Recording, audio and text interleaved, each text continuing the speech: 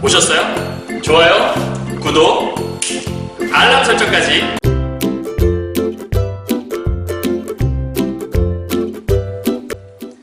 안녕하세요. 경화여고 2학년 학생 여러분, 그리고 전국에서 고2 신사고 문학 교과서를 사용하시는 고등학교 학생 여러분 만나서 반갑습니다. 선생님은 세계 최강 국어쌤 조인수 선생님입니다. 오늘은 무엇을 좀 준비해 봤냐면요. 한참 여러분들 시험 공부에 집중하고 있을 시기일 것 같은데요. 지금 좀 두려운 사람들 많죠? 왜냐하면 아직 개학을 하지 않아서 온라인 개학을 하긴 했지만 학교에 돌아오지 않은 상태라서 아마도 어쩌면 여러분들이 학교에 돌아오자마자 얼마 지나지 않아서 중간고사를 치르게 될 것이기 때문에 온라인 수업만으로 확실하게 내가 다 공부를 했는지도 아마 조금 애매하실 것 같고요. 그래서 오늘은 서경별곡이라는 작품하고 나상이라는 작품의 학습활동에 대한 부분들을 정리를 하면서 중요한 부분에 대한 것들 다시 한번 조금 정리해 드릴까 그런 생각을 좀 가지고 있습니다. 그래서 여러분들 이 시간을 통해서 다시 한번 좀 정리하시고 내가 아는 게 확실하게 맞나? 이런 것도 좀 점검할 수 있는 그런 시간으로 삼았으면 좋겠습니다. 자, 먼저 서경별곡부터 한번 가보도록 할까요? 서경별곡이라는 작품은 여러분들 여기 지금 선생님이 잠깐 썼었는데 사실은 제일 중요한 시험에 출제할 만한 중요 포인트가 무엇이냐라고 물어본다면 단연코 고려가요라는 장르에 속해 있다는 게 제일 중요합니다. 여러분, 고려가요 하면 머릿속에 떠오르는 세 가지 특징 기억나세요? 시조나 가사 같은 경우에는 대개는 사음보로 되어 있지만 고려가요는 우리가 이렇게 나눠볼게요. 3음보로 되어 있는 장르라고, 문학이라고 얘기를 하죠. 그리고 3음보라는 것들은 다른 말로 7, 5조라는 말로 설명할 수도 있고요. 그러니까 7글자, 5글자라고 설명하기도 하고 또는 333 해서 3글자가 쭉 나열되어 있는 경우도 있다라고 볼 수 있습니다. 자, 또 하나는 고려가요는 우리가 남는 음이 존재한다고 하죠. 그래서 그 남는 음을 우리는 여음구라고 얘기하고요. 이 여음구가 사실 한 번만 쓰이는 경우는 없거든요. 그렇다면 여음구는 여러 번 반복되기 마련이에요. 그래서 반복되는 거, 우리가 노래에서 반복되는 부분은 뭐라고 하죠? 맞아요. 후렴이라고 하죠. 그래서 이 여음구라는 말과 사실 후렴구라는 말은 같이 쓰인다라고 여러분 보셔도 될 것 같아요. 자, 여기에 더불어서 이러한 여음구와 후렴구가 존재한다는 거는 왜 이런 걸 존재하냐면 여러 가지 기능을 한다고 볼 수 있는데요. 사실은 반복이 되기 때문에 운율을 형성한다, 많은 이유들이 있지만 사실은 이 여음구를 통해서 하나 나타나는 중요한 특징 중에 하나가 연을 구분해주는 역할을 하게 되는 게 바로 이 여음구의 역할입니다. 그래서 이 서경별곡 이전 시기까지는 사실은 한 덩어리 작품들이 많았었거든요. 그런데 서경별곡이라고 하는, 정확히 고려가요 이전 작품 같은 경우에는 사실은 연이 구분되지 않고 한 덩어리로 쓰인 경우가 많았었는데 이제 고려가요 시기 때부터 연이 조금씩 나눠지기 시작을 했어요. 그래서 이 서경별곡도 마찬가지로 그런 고려가요의 특징을 잘 반영해서 연이 구분되어 있다. 근데 그 연이 어떻게 구분되어 있냐? 이 후렴구가 나오는 부분이 연이 끝나는 부분이다. 그래서 연을 구분할 때 그 중간중간에 이렇게 여음구나 후렴구가 들어있다라는 거죠. 그래서 이 고려가요의 특징 이 세 가지를 머릿속에 반드시 넣어두시고요. 이게 제일 중요한 포인트예요. 자, 그 다음 또 하나 중요한 건 서경별곡이라고 할 때 이 별이라는 게 정확하게 이별만 뜻한다라고 볼 수는 없지만 그냥 이별이라고 여러분 생각하셔도 크게 지장은 없을 것 같아요. 그러면 서경이란 지역에서 이별한 이야기 정도로 여러분 기억하시면 될 것 같고 지금 그림에서도 봐서 알겠지만 사실은 뭔가 외로움에 막 사무쳐 있는 그런 모습들이 보이죠. 그래서 이 이별했을 때 이별의 전제는 사랑을 했으니까 이별이 가능한 거잖아요. 그래서 사실은 이 사랑하는 마음이 존재했었는데 이별하는 과정을 통해서 그 사람에 대한 원망이 생기기도 하고요. 그래서 이 사랑이라는 마음과 원망이라는 이 두 가지 마음이 혼재되어 있기 때문에 여기에는 한이라는 정서가 들어간다. 그래서 이건 여러분 선생님이 이제 경화여고 학생들은 강의할 때도 설명을 수업 때 했었어요. 이 한이라는 정서는 그래서 뭐라고 하냐면 복합정서다라고 설명한다라고 말씀드렸을 거예요. 이거 잘 기억나시죠? 그래서 복합정서라는 얘기는 이 한이라는 정서 안에 한 가지 감정이 아니라 여러 가지 감정이 혼재되어 있다는 얘기예요. 그래서 그걸 여러분 잘 기억하신다면 사실은 서경배곡에서 사랑하는 마음도 들어있고 원망하는 마음도 들어있다고? 그러면 중요한 건 사랑과 원망을 외우고 있는 게 중요한 게 아니고요. 본문의 어느 부분에서 사랑이라는 감정이 드러나는지 또 본문의 어느 부분에서 원망이라는 감정이 드러나는지 이것들을 체크해낼 수 있어야 되는 거겠죠. 이해하셨나요? 네, 요것들이 있지 않으시면 좋을 것 같아요. 자, 그러면 사실은 본문 다 정리하긴 했지만 살짝 넘어가서 보도록 하죠. 선생님이 설명은 다 했었으니까 이거를 지금 또 자세하게 설명하는 것보다는 간단하게 서머리만 좀 해보도록 할게요. 그러니까 서경이 서울인데 닭꼰대 내가 털을 갖고 살아온 이 서경과 소성경은 이제 같은 장소라고 볼 수 있겠죠. 여길 너무 사랑하지만 헤어지기보다는 질산배를 버리시고 사랑만 해주신다면 울면서 따라가겠습니다 라고 다시 한번 정리하는 거죠. 자, 그럼 여기서 제일 중요한 출제 포인트가 뭐가 있을까 라고 본다면 여러분 단연코 이 질산배는 물어볼 수밖에 없는 소재겠죠. 왜냐면 헤어지는 것보다 사실 이걸 버리겠다라는 거잖아요. 여러분 이 질산배라고 하는 것들은 다시 한번 강조하지만 이거는 단순한 그냥 어떤 뭔가 시를 짜내는 그런 도구 정도로 볼 것이 아니라 생계의 수단이라는 말로 볼 수 있고요. 이 생계의 수단을 좀 약간 와닿지 않는다면 여러분의 직업이라고 생각할 수 있어요. 그것도 단순한 직업이 아니라 이걸 하지 않으면 우리가 먹고 살 수 없는 정말 소중한 직업. 그러니까 이렇게 소중한 것들을 내가 버리겠다라고 하는 건 내가 님을 얼마나 사랑한다는 거겠어요. 그래서 이걸 버리고서라도 사랑만 해주신다면 조건이죠. 사랑만 해주신다면 따라가겠다라고 하는 뭘 밝히는 거냐면 의지를 밝힌다라고 설명하는 거죠. 그래서 이 작품에서 중요한 게 화자의 적극적인 의지가 보이기 때문에 어떠한 태도가 드러나니? 라고 물어본다면 적극적인 태도가 드러나요 라는 게 제일 중요한 포인트라고 볼 수 있습니다. 그럼 여기서 얘가 이러한 님을 따라가기 위해서 버리는 것이 두 가지가 있는 거거든요. 사실 하나는 이 질산배를 버린다라는 것들은 나와 있는 거고요. 또 하나 버리는 것이 있다면 자기의 삶의 터전조차도 버리겠다라고 설명하고 있는 거죠. 그러니까 내가 살아온 그런 삶의 터전과 나의 평생의 이런 직업들도 다 버릴 수 있다라는 거예요. 그 사람만 생각한다면요. 그죠? 자, 그 다음 두 번째는요. 이 부분은 사실 여러분 그 정석가라고 하는 작품에 사실은 같이 이 부분이 똑같이 실려 있어요. 그러니까 아마 예상컨대 이 작품은 단순하게 이 사람이 창작한 부분이 아니라 이 당시에 유행했던 구절일 것이다. 일종의 약간 좀 패러디 같이 좀 생각을 하시면 될 것 같고요. 이 당시에는 그런 모습들이 좀 있었다고 해요. 그러니까 너무나 좋은 구절 같은 경우에는 이게 따다 쓰는 경우가 있었다라는 거죠. 자, 여기서도 마찬가지로 강의 때 설명을 드리긴 했었는데 구슬이 바위에 디신 달, 기니딴 그칠이 있까, 주문회를 외우면 여신달, 신달, 신이딴 그칠이 있까라고 되어 있잖아요. 그러니까 이 두 줄과 이 두 줄이 서로 뭘 이루고 있냐면 대꾸를 이루고 있다고 볼 수 있겠죠. 그래서 시험에 선생님이 이런 얘기를 했을 거예요. 대꾸라는 말이 시험에 출제될 수도 있겠으나 그 대꾸란 말을 좀 더 푼다면 유사한 통사 구조가 반복된다라고 선생님이 설명을 드렸었습니다. 이해가시나요? 그러니까 이 부분들을 잘 기억하시면 좀 좋을 것 같고요. 자, 그래서 이러한 유사한 통사 구조의 반복을 통해서 반복한다는 것들은 뭐 하는 거냐면 강조를 하는 거거든요. 그럼 도대체 뭘 강조하는 걸까? 그칠이 있까라고 했잖아요. 그러니까 그치지 않아 라고 하는 거죠. 여러분 다시 한번 점검해 보세요. 리, 랴, 가, 고라고 하는 기억나세요? 리, 랴, 가, 고 요런 말들은 고전 시가에서 주로 물어보는 형태의 말, 물음표가 뒤에 붙는 말이라 볼 수 있는 건데 그럼 그칠이 있까? 그치겠습니까? 라고 물어보는 건데 실제로 그친다, 그치지 않는다? 맞아요.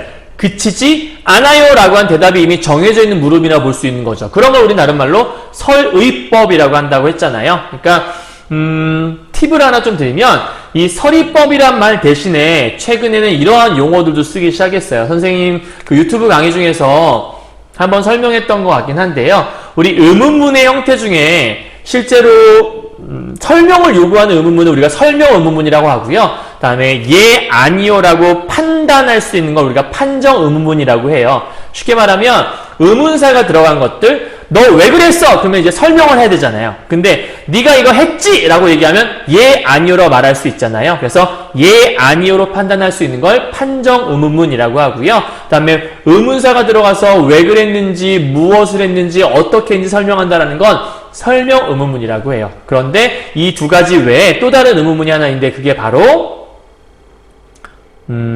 영어에는 뭐 부가 의문문이다 이런 것들도 있잖아요. 근데 사실은 우리 국어에는 수사 의문문이라고 해요. 그러니까 수사 의문문이란 뭐냐면 대답을 요구하는 게 아닌 거죠. 뭔가 의도가 이 안에 이미 들어있다라고 볼 수 있는 거라서 물어보고 있으나 이미 물어볼 필요가 없이 다른 의도가 담겨있는, 그래서 이러한 용어들을 최근에 수능에서 쓰기 시작을 했는데 가령 예를 들어 이런 거죠. 서리법을 통해 라고 지시되기도 하지만 수사적인 의문을 통해 혹은 수사적인 의문의 형식을 빌어서 라고 설명하기도 해요. 그러니까 그런 의문들이 나왔을 경우에는 서리법에 대한 또 다른 설명인가 보다라고 여러분 추측해 보셔도 좋을 것 같아요.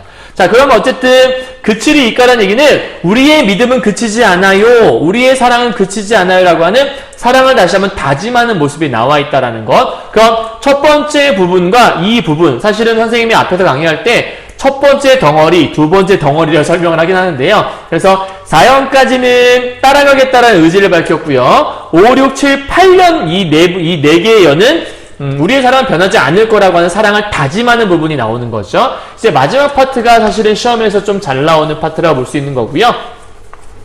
대동강이라는 곳을 선생님이 설명했었죠. 이별의 공간으로 제시가 된다. 그렇다면 앞에서 말했던 이 소성경이라는 곳은 사실 내가 여기를 버리고 떠나겠다라는 건 내가 이 님을 다른 곳에서 만나진 않았을 거거든요. 그러니까 이 곳에 님이 왔다가 님은 떠나버린 혹은 떠나려고 하는 상태인 거예요. 근데 나는 지금 이제 여기서 이 장소를 떠나서 님을 쫓아가려고 한다는 걸 우리가 가정을 해본다면 소성경이라는 곳은 님과 사랑했던 사랑의 공간, 그리고 이 뒤에 있는 대동강은 우리가 헤어진 이별의 공간 정도로 해석할 수도 있을 거예요. 이해 가셨나요? 자, 그래서 이 사공이란 존재가 또 시험에 나올 수 있는 중요한 소재가 되겠죠. 왜냐하면 사공은 실제로 잘못한 것은 없거든요. 그냥 직업이기 때문에 이 배를 띄워서 데려간 것 뿐이거든요. 그런데 이 여자죠. 왜냐면 여성화자가 아까 앞에 있다고 그랬으니까. 어디서 이게 기억나시죠? 질산배라고 하는 건 여성화자임을 드러내는 소재라고 볼 수 있는 거니까요. 그래서 이 사공을 여성화자가 원망하고 있는데 왜 이렇게 원망하는 거지? 저주를 퍼붓고 있잖아요. 진짜 못된 여자예요. 그죠? 그냥 배를 띄워서 자기는 자기 직업에 충실하게 님을 태워서 가려고 하는 건데, 야, 사공아, 너 지금 떠나면 니네 부인 바람날 텐데 너는 끝이야, 이렇게 얘기하는 거잖아요. 그죠? 되게 못된 여자라고 볼 수 있을 것 같아요. 얘가 무슨 죄가 있겠어요. 그러니까 사공이라는 존재는 아마 시험에서 출제가 될 가능성이 좀 큰데요. 이 사공이라는 존재는 님이 떠나고 있는데 그 떠난다라는 것 때문에 원망하고 싶은 대상이 사실 님인 건데요. 그 님을 원망할 수 없으니까 이러한 모든 행위의 책임을 이 사공에게 전가하고 있다. 그래서 책임 전가의 대상이다라고 일반적인 문제집대에서 많이 제시가 되어 있을 거예요. 이해하셨죠? 그리고 이 파트, 즉 9, 10년과 11시연도 마찬가지로 11, 12연도 마찬가지로 구조가 비슷하죠. 몰라셔 샤공아, 몰라서 샤공아라고 되어 있죠. 그렇죠? 두 개가 유사한 통사의 반복 나타난다라는 거. 그리고 마지막에 고질려라고 하는 걸 통해서 선생님이 이거 이렇게 설명했었죠. 이게 원래 어떻게 된 거냐면 이렇게 된 거예요. 그래서 이 곧이라는 게 바로 꽃을 얘기하는 거고요. 선생님이 강의에서 얘기했었지만 이 과거 고전 시가에서 꽃이라고 하는 건 여성을 상징하는 경우가 많아요. 물론 여러분 현대 여성 같은 경우에는 좀 짜증이 나는 말일 수도 있어요. 왜 여자만 꽃에 비유하는 거 이렇게 얘기할 수 있는데 그냥 아름다운 존재로서 얘기했다 정도 그냥 받아들이시고요. 과거에 그랬던 생각들을 우리가 지금에 적용해서 할 수는 없을 것 같거든요. 그냥 그러한 비유가 있었구나 정도만 이해하시면 될 것 같아요. 자, 어쨌든 건너편 꽃이라는 건 여기 있는 존재였으면 이 꽃이라고 했겠죠. 근데 내가 아니라 다른 대상을 얘기하는 걸 보면 이 건너편 꽃이라는 것들은 아마 다른 여자를 얘기한다 볼 수 있겠고, 배 타고 들어가게 되면 그 꽃을 꺾을 거야 라고 설명했다는 걸 우리가 가정해 본다면 어쩌면 이 여자는 님을 믿지 못하고 있는 일종의 불신의 모습이 나와 있으면서 동시에 원망의 태도가 들어있는 부분이 바로 여기였겠구나 라고 우리가 짐작해 볼 수 있을 것 같아요. 자, 그렇다면 이 작품에서 사실 1년부터 거의 요 앞에까지 있는 정확히 얘기하면 8년 정도까지는 첫 번째 덩어리와 두 번째 덩어리까지는 사랑 얘기가 같겠다면 이 9연부터 시작하는 이 마지막 세 번째 파트에서는 님에 대해서 조금은 불신하는 그런 모습, 그래서 그런 어떤 원망의 정서를 함께 드러내는 그런 복합한 마음들이 녹아있기 때문에 서경 결국은 한의 정서를 담고 있다라고 설명한 작품이라고 볼 수 있겠죠. 이해하셨죠? 자, 간단하게 다시 한번 정리를 했고요. 사실 학습활동을 정리할까 하다가 이런 설명을 여러분 이해하셔야 학습활동을 정리할 수 있으니까 한 번 더 짧게나마 서머리를 한 거예요. 자, 보도록 하죠. 학습활동이고요. 여러분 책에서 아마 24페이지가 되는 것 같아요. 자, 다음 식구를 통해 화자의 처지를 짐작해볼까? 라고 얘기했어요. 소성경 교회 말은, 소성경은 아까 내가 자라온 곳이라고 얘기했잖아요. 그러니까 이 자라온 곳을 내가 사랑한다 라고 얘기했으니까 내가 이 여자가 지금 화자의 처지 어디 사는 거지? 아, 이 여자는 지금 서경에 거주하고 있구나 라는 걸 알 수 있겠고요. 그리고 여기를 사랑한다고 얘기했었으니까 이 서경이라는 곳은 이 여자가 평생 살아왔던 삶의 터전이라고 볼 수 있는 곳이고 굉장히 귀한 장소라고 볼 수 있는 거죠. 그리고 질산배 바리시고 라고 할 때 여기서 나타난 화자의 처지는 아, 이 여자는 백자는 여성이었구나 라는 걸 알 수 있겠고 이 배라고 하는 것들은 이 여자의 직업 혹은 앞에서 얘기했지만 생계 수단이라고 여러분 짐작해 볼 수 있겠죠. 그럼 여러분 사실은 이 두 가지가 보여주는 건 여기서 이제 처지만 짐작을 했었는데요. 이걸 시험으로 좀 더 확장을 해보자면 이 두 가지는 화자에게 있어서 굉장히 소중한 것들이라고 볼 수 있죠. 그래서 소중한 것들을 이렇게 설명을 하고 있다. 그러니까 직업과 삶의 터전이라고 볼 수 있는 거니까요. 근데 이 모든 것들을 내가 버리고서라도 님을 쫓아가겠다라고 하는 거니까 얼마나 적극적인 의지가 보인다고 볼 수 있겠어요. 그렇다면 여러분 사실은 요거를 송민곡하고 살짝 연결시켜보면 송민곡에서 달이 되겠다라고 얘기하는 부분 나오잖아요. 그게 약간 소극적인 자세였죠. 그럼 그 모습과 여기 있는 이 버리고 따라가겠다라는 이 모습을 비교한다면 단연코 이쪽이 훨씬 더 적극적이다라는 말로 설명할 수 있을 것 같아요. 이해하셨나요? 자, 그렇다면 두 번째요. 대동강이 시적 공간으로서 우리 아까 대동강은 무엇의 공간이었죠? 맞아요. 이별의 공간이라고 볼 수 있었죠. 그러면 이 대동강이라고 하는 공간은 어떻게 볼 수 있는 거냐면 이렇게 묶어 설명해 볼게요. 얘는 시적 공간으로서 화자에게 님이 떠나려고 하는 이별의 공간이구나 라고 볼 수 있겠고요. 그럼 이거와 약간 대비되는 공간이 어디냐라고 물어본다면 앞에서 말했던 서경이라고 볼 수 있겠죠. 이 서경은 우리가 함께 사랑을 나눴던 사랑의 공간이다 정도로 해석할 수도 있을 거예요. 다만 서경을 사랑의 공간이라고 얘기하는 것들은 어쩌면 좀 보기가 주어져야 이 부분은 성립한다고 볼 수도 있을 것 같긴 해요. 왜냐하면 시 자체만으로는 이건 좀 유출을 해낼 부분이니까요. 그래서 그 정도까지도 우리가 확대 해석할 수가 있다라고 여러분들 생각해 보시면 될 것 같아요. 다음 세 번째 부분. 이렇게 본다면 약간 대조가 될 수 있겠네요. 다음 세 번째 문제인데요.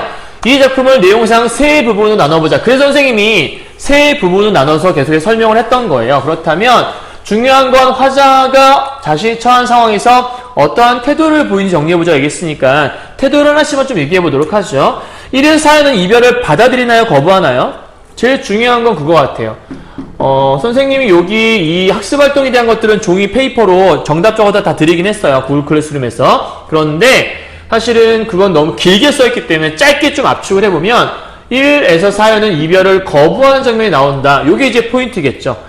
이별을 거부한다라는 건 순응하는 태도가 아니잖아요. 순응하는 태도의 반대는 우리가 다른 말로 적극적이다라고 볼 수도 있을 것 같아요. 그럼 이거는 사실 이렇게 본다면 현실에 저항하는 태도라고 볼 수도 있겠고요. 그럼 이때 현실이라는 것들은 부정적 현실에 저항하고 있다? 이렇게 얘기할 수도 있겠네요. 물론 좀 모호하긴 해요. 그냥 부정적 현실이라는 게 어느 현실을 얘기하는 거냐라고 볼 수도 있으니까 이별한다라는 부정적 현실에 저항하는 모습이 이 안에 들어있다라고 설명할 수 있을 것 같아요. 자, 그 다음에 5에서 8년 같은 경우에는 뭘 얘기했었냐면 우리의 사랑은 뭐 없을 거예요? 맞아. 변함없는 사랑에 대한 것들을 비유적인 태도, 그러니까 비유적인 표현법을 통해서 계속해서 얘기를 했었죠. 그죠? 뭐, 이런 단어를 통해서 끈을 사랑에 비유했다고 볼 수 있는 거니까 이런 비유를 통해 변함없는 사랑을 다시 한번 다짐하는 태도가 들어있었다 정도를 생각해 보시면 될 것 같아요. 자, 마지막으로 9에서 14연 세 번째 덩어리에서는 무슨 얘기를 했죠? 사공을 원망했죠. 그럼 사공을 원망한다라는 것들은 결국 누구에 대한 원망이라고 볼 수 있는 거냐면 님에 대한 원망이라고 볼 수 있는 거죠. 그러니까 사실 원망의 요소가 숨어있다라고 볼 수 있겠고요. 마지막에서 배 타들고 들어가면 다른 꽃을 꺾을 거야 라고 얘기했었으니까 이 안에는 믿지 못하는 불신의 마음도 들어있다라고 볼 수 있겠네요. 자, 여기까지 이해하셨나요? 어렵지 않은 내용들이죠. 그래서 이렇게 한번 더 정리를 한번 쭉 해보시면 좋을 것 같고요. 그렇다면 요 두 개는 사실은 약간 좀 플러스적인 이미지를 갖고 있다면 이쪽은 님에 대해서 약간 좀 마이너스적인 이미지를 좀 표현하고 있다. 이렇게 보셔도 좋을 것 같아요. 자, 이제 네 번째인데요. 1에서 4연, 그리고 5에서 8연, 9에서 14연을 비교할 때 화자의 어조가 어떻게 다른지 한번 비교해봐라 라고 얘기했었거든요. 간단한 것 같은데요.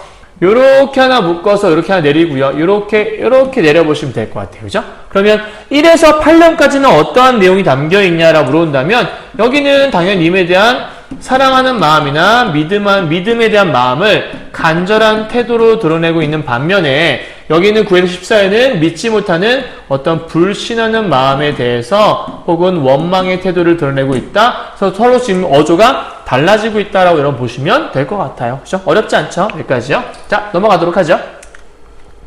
자, 두 번째입니다. 고려가요는 고려시대에 주로 민중 사이에 불리던 노래로 우리 이제 이 장르가 고려가요라고 설명드렸었죠.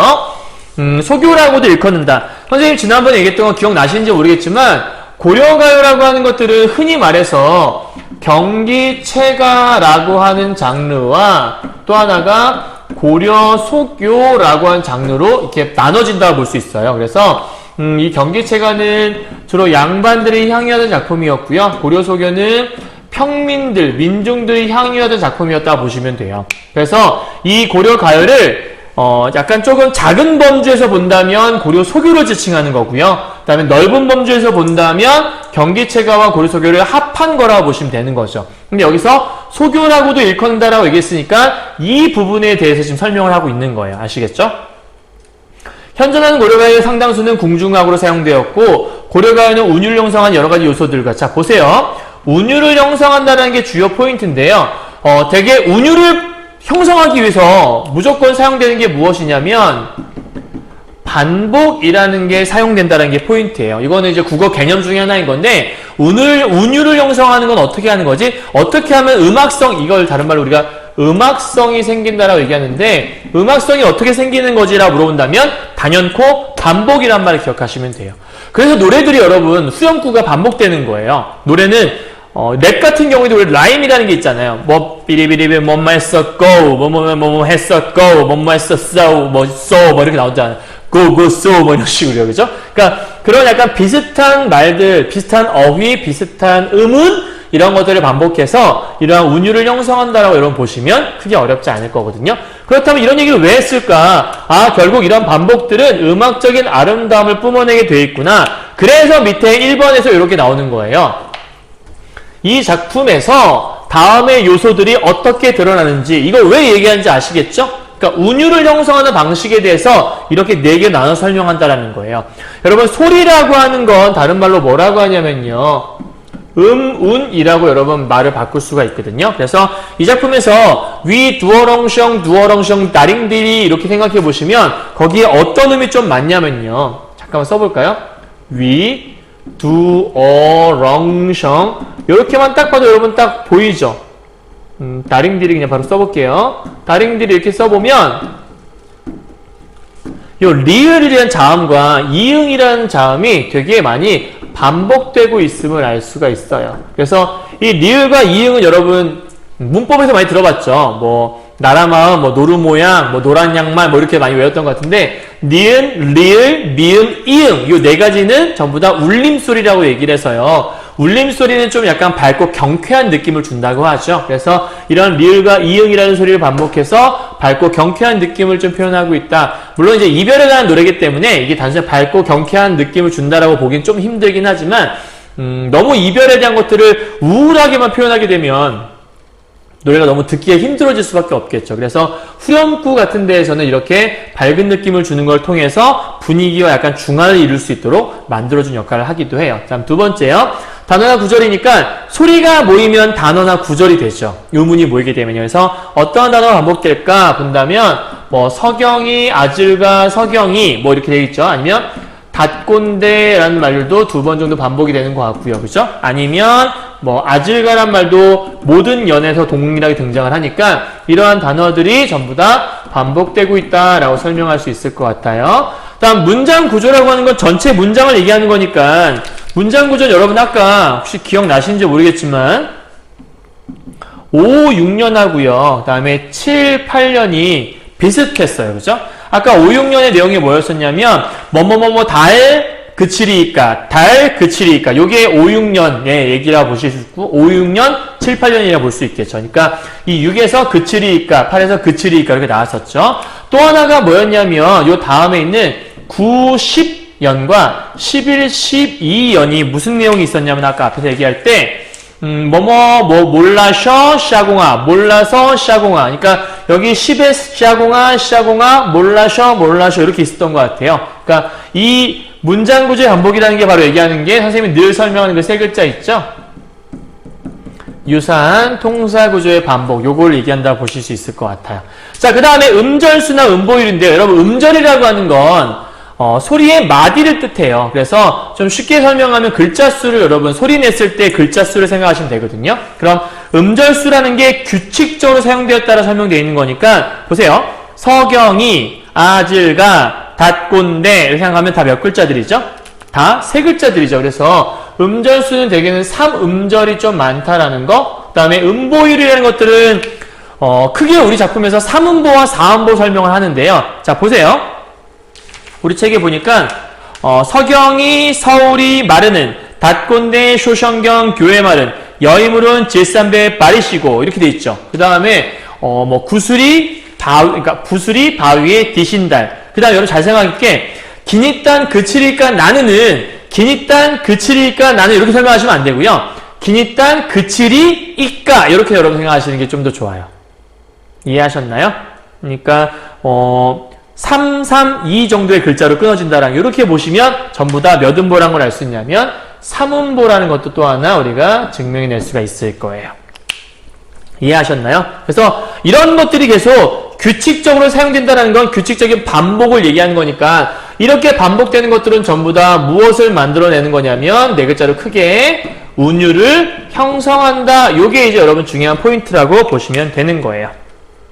이해하셨죠? 자, 그럼 이제 지워서 다음 넘어가도록 하죠. 자, 그러면 이렇게 구슬이 아질가 구슬이 바위에 디신달 기니딴 아질가 기니딴 그칠이니까 나난 이렇게 돼 있죠. 그러면 이게 아까 봤던 그 부분인 것 같은데 여기에 표현 기법이 뭐가 써있니라고 물어봤으니까 여기 보면 아질가 뭐가 돼 있다? 기본적으로 반복이 돼 있다라고 볼 수 있겠고 그칠이니까 라고 물어봤는데 그치지 않아요 라고 하는 거니까 뭐도 있는 거죠? 설이도 있다라고 볼 수 있겠죠. 또 하나, 사실은 이 긴이라고 하는 끈은 진짜 끈이 아니라 사랑을 우리가 의미한다고 볼 수 있잖아요. 그러니까 여기는 비유도 들어있구나 이렇게도 생각할 수 있겠네요. 이해하셨죠? 자, 그렇다면 이 세 가지를 통해서 여기서 표현했을 때 어떠한 효과를 줄 수 있는가라고 물어본다면 사실은 반복하고 설이 반복은 강조하기 위해서, 설이 강조하기 위해서, 비유는 좀 참신하게 표현하기 위한 거긴 하지만 어쨌든 그렇다면 임에 대한 변함없는 사랑을 뭐하기 위해서다? 강조하기 위해서다 라고 여러분 생각하시면 어렵지 않겠네요. 이해하셨죠? 자, 그 다음 두 번째요. 대동강, 아질간, 대동강. 이것도 마찬가지겠네요. 어쨌든 아질간란 말이 계속해서 뭐 되고 있는 거죠? 반복되고 있는 거죠. 자, 또 하나 보니까 건너편 고질려. 그러면 이라고 하는 건 꽃을 얘기했잖아요. 근데 꽃은 아까 여자를 비유한 말이라고 얘기했었죠. 여성을. 그러면 여기도 비유가 들어있구나 라고 볼 수 있겠고요. 그럼 여기서는 이 반복과 비유를 통해서 똑같이 강조하고 있는 건가? 라고 물어본다면 여기는 그렇지 않죠. 여기에서의 내용은 뭐였냐면 어떤 임에 대한 사랑이 아니라 어떤 원망의 감정이라든지 어떤 불신에 대한 이러한 내용들을 좀 표현하고 있다. 원망이나 불신이라는 태도를 표현한 효과를 이렇게 비유를 통해서 드러내고 있다라고 볼 수 있는 거죠. 사실 여러분들이 이 단락이 전부 다 뭘 지금 보여주는 거냐면 유기적 구조에 대한 걸 얘기하는 건데요. 어떠한 내용을 표현함에 있어서 어떠한 형식을 취해서 이거를 표현하느냐에 따라서 이 내용이 좀 더 잘 다가올 수 있다 없다 이런 것들, 즉 형식과 내용의 어떤 관계에 대한 것들을 설명하는 거라는 걸 머릿속에 잘 담아두시면 되겠고요. 그래서 3번 문제에 이런 것들이 있는 거예요. 이걸 토대로 해서 문학작품의 내용과 형식의 유기적 관계 이렇게 얘기하는데, 여기서 지금 형식이라는 게 앞에 설명했던 뭐였냐면, 예를 들면 반복이라는 것도 있었고 뭐 비유라는 것도 있었고 또는 아까 서리 뭐 이런 것들이 있었죠. 그래서 이걸 통해서 이러한 내용들을, 요걸 통해서 이렇게 지금 내용들을 표현하고 있는 거잖아요. 이렇게 다양한 형식적인 특징들을 통해서 이런 내용들을, 즉 이 내용 뭐 이별에 대한 내용이었으니까 이렇게 이별에 대한 내용을 표현하게 되면 어떤 효과를 줄 수 있냐면 효과적인 주제의식을 구현해낼 수 있다. 말이 좀 어려워 보이지만 사실 별거 아니고요. 단순하게 그냥 우리 이별했어요 이렇게 얘기하면 사실은 되게 좀 감흥도 없고 그냥 이별했나 보다라고 생각할 수 있잖아요. 그런데 이별한 이야기들을 비유적으로 표현하고, 우리가 흔히 메타포라고 얘기하죠. 우리가 래퍼들이 랩에서 제일 중요한 게 메타포라고 얘기하잖아요. 은유 뭐 이런 비유 얘기하잖아요. 그러니까 이렇게 비유를 통해서 그리고 반복하면서 뭔가 물어보는 것 같지만 그 안에 뭔가 다른 의미를 담고 있고, 이렇게 참신하게 좀 표현하다 보면 내가 말하고자 하는 바를 훨씬 더 마음속에 깊숙이 와닿게 만들어주는, 그래서 우리가 효과적으로 이러한 주제의식, 그래서 주제의식은 이별의 어떤 아쉬움이라든지 사랑 이런 걸 얘기할 거 아니에요. 그런 것들을 잘 구현해낼 수 있다라고 설명하는 겁니다. 이해하셨나요? 자, 그래서 이걸 토대로 여러분들 앞에 강의에서는 얘기했었지만 감상인다적에서 이런 것들이 나와 있는 거예요. 그래서 마지막 이제 여러분들 시험 봐야 되니까 이별, 사랑, 원망. 이별하면 상황 속에서 사랑하는 마음과 원망이 복합적으로 표현되어 있다. 그래서 우리가 한 글자로 뭐라고 설명했던 거죠? 한이라고 설명했던 거예요. 자, 여러분 강의 영상이 있으니까 한번 더 확인해 보세요. 자, 그 다음에 이 작품 안에 뭐가 들어있냐? 의지를 표현하고 있다. 어디 있었죠? 그게 중요해요. 여러분 이걸 외우는 게 중요한 게 아니고 의지가 어디 있었어요? 1에서 4연의 첫 번째 덩어리 있었죠. 내가 모든 걸 버리고서라도 따라갈게요. 이게 의지가 아까 첫 번째 부분, 그죠? 1에서 4연 사이. 자, 그런데 여기는 변함없는 사랑을 다짐하는 것들은 그럼 아까 두 번째 파트에 있었죠, 그죠? 다음 마지막 세 번째 파트에서는 원망하는 마음이 있었으니까 계속해서 반복되는 말이에요. 그럼 이제 여러분들 이런 거 나오게 되면 틀리면 안 돼요. 자, 전반적으로 감정이나 어떤 태도를 드러내는 게 많죠. 그래서 시 문제 같은 경우에는 감정과, 그러니까 정서와 태도가 굉장히 중요하다는 걸 기억하시면 될 것 같아요. 그럼 이제 중요한 건 이러한 정서와 태도들을 어떻게 표현하느냐. 저기 나와 있지만 분연체를 통해서, 또 하나 감탄사를 통해서, 이건 여러분 책에는 없는 내용,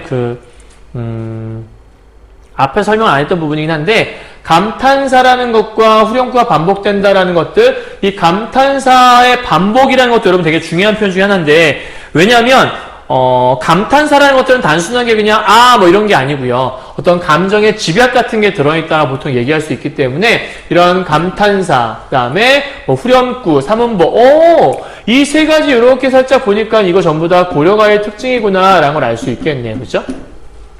이런 것도 여러분 하나 되게 중요한 거라 볼 수 있는 거니까 다 알아두시면 좋을 것 같습니다. 자, 여기까지 정리해서 고려가요 서경별곡 정리가 다 끝났고요. 이제 요 뒤를 이어서 바로 나상에 대한 걸 간단히 정리 한번 해보도록 하죠. 갑시다.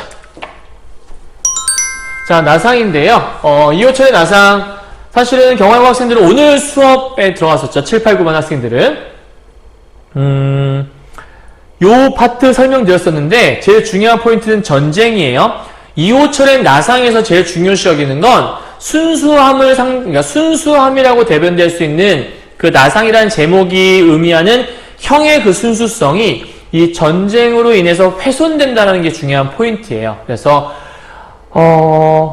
전쟁 때문에 훼손되는 그 순수가 훼손되는 모습이 과연 옳은 것인가에 대한 것들을 끊임없이 물어보고자 했던 게 바로 이 작품이라고 보시면 되고요. 자, 여기 잠깐 넘어가 보시면 6.25 전쟁이니까 우리 한국 전쟁이라고 하죠. 그래서 사실은 이 한국 전쟁이라고 하는 것이 이 작품에서 배경으로 제시가 되어 있고, 전쟁 결과 어떤 인간성 자체가 소외된 현상에 불과한다. 그래서 사실은 인간이 인간답게 그러니까 인간이 소외된 현상이니까 사람이 사람답게 대우를 받지 못하는 모습. 그래서 이를 통해서 어떠한 순수함 같은 것들이 상실되어가는 이러한 것들을 표현하고자 했던 게 바로 이 이호체 나상이라고 볼 수 있고요.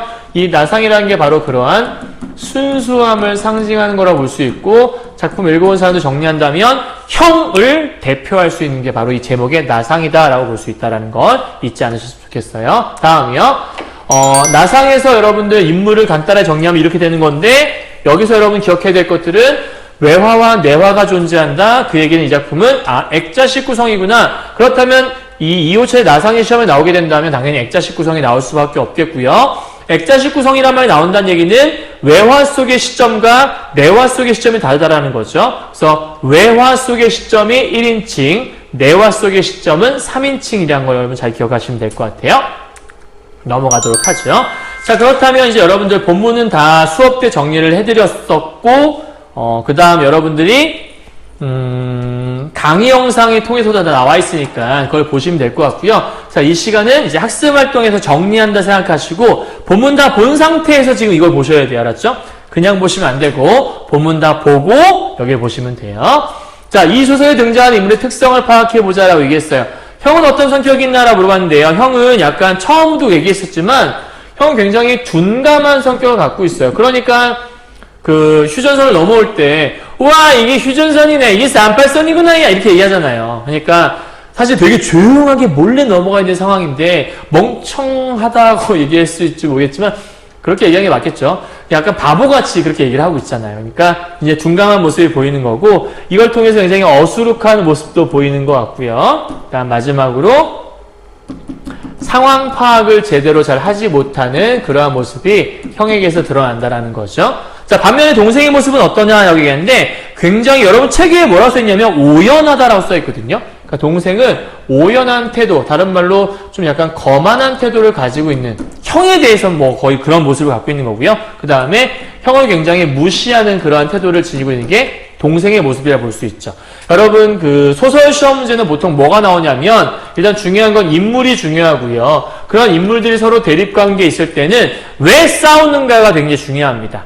그리고 나중에 화해가 일어난다면 왜 화해가 일어나는지도 되게 중요하고요. 그리고 그보다 앞서서 이런 인물의 성격에 대한 것들을 물어보게 되고, 이 인물의 성격을 제시하는 방법에 대해서도 출제할 수밖에 없어요. 예를 들어 직접적 제시다, 간접적 제시다, 뭐 이런 것들을 얘기한다 볼 수 있는 거죠. 자, 그렇다면 형의 성격은 이걸 통해서 어떻게 파악할 수 있냐?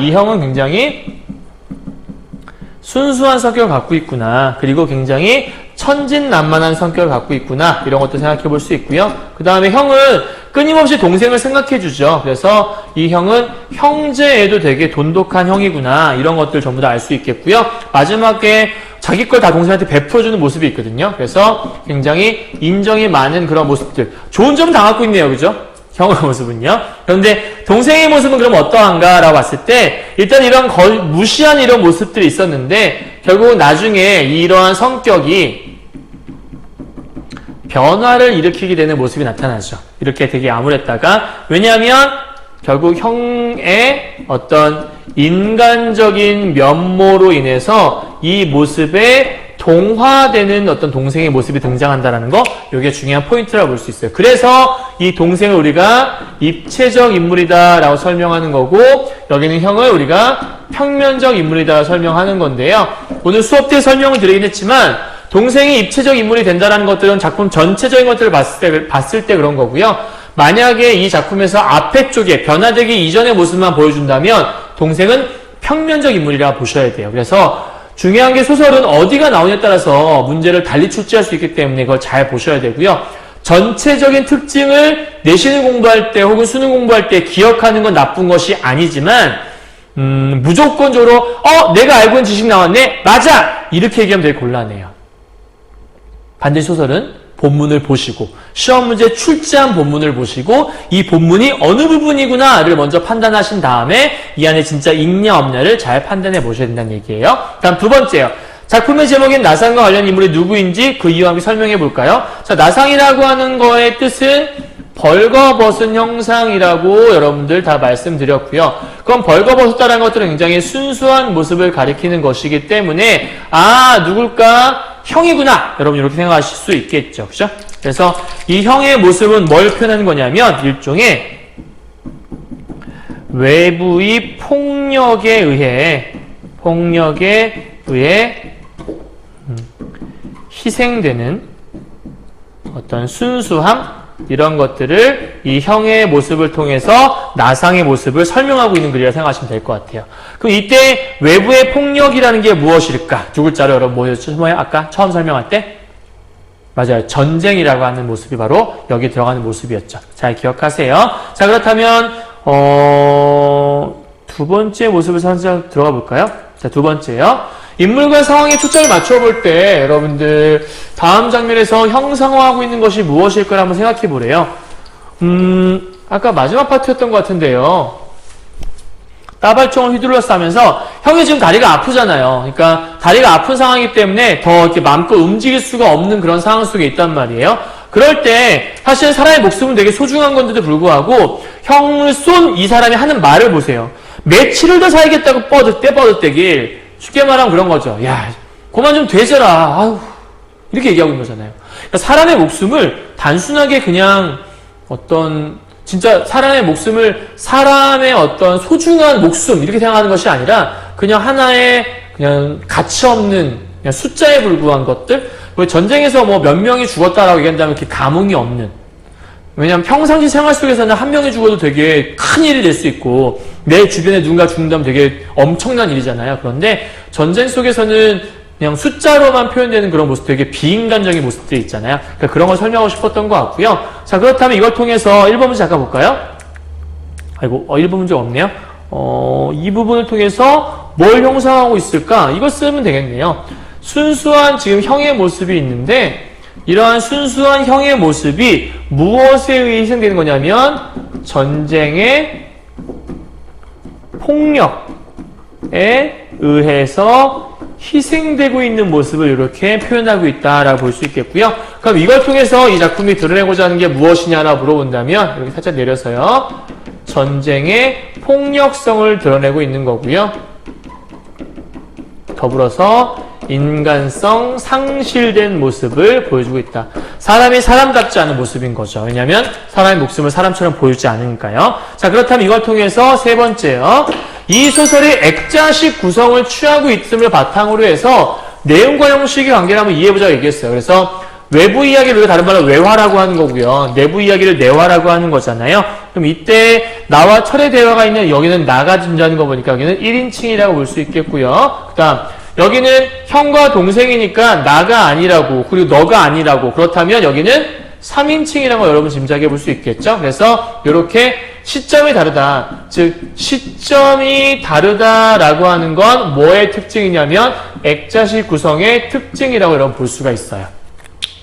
물론 간혹 액자식 구성이라 할지라도 시점이 동일한 경우도 있긴 하지만 대개는 이렇게 다른 경우가 많다라는 거예요. 자, 그러면 이걸 통해서 정확히 얘기하면 여기는 전적 작가 시점이라고 볼 수 있겠죠. 이렇게요. 자, 그렇다면 이 소설이 액자식 구성을 취하지 않고 1인칭으로 소설을 전개한다면 즉 내가 내 얘기를 쭉 하고 있는 거예요. 그러면 조금은 약간 재미가 없을 수 있겠죠. 그리고 더불어서 사실은 내용 전달에 있어서 내가 내 얘기를 하는 거라면 뭐가 될 수 없냐면 객관적일 수가 없어요. 그렇죠? 내 얘기를 내가 전달하는 거라면 객관적일 수 없고 좀 약간 이야기가 재미가 없어질 수도 있겠고 이제 그런 모습들이 이 안에 숨어있다고 볼 수 있는 거죠. 그렇다면 두 번째에서요.